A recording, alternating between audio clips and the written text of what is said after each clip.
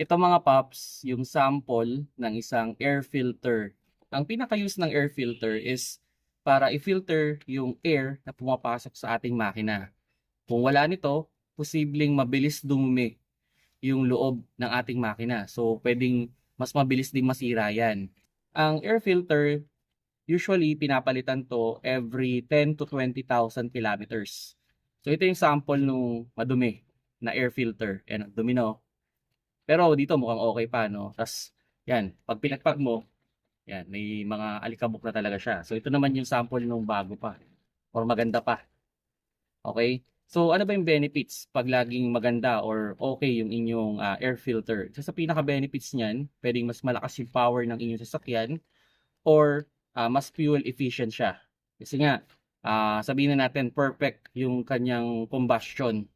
So, kasi 'di ba, pagdating ah, sa ating engine, yung hangin, isa yan sa mga component para magpumbas o para mag-apoy.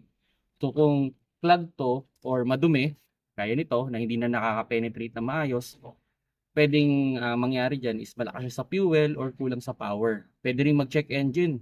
Or ang pinakaano dyan, pwedeng bumilis din yung pagdumi ng mga components natin, gaya itong map sensor, yung ating throttle, yan syempre, yung pinakamakina.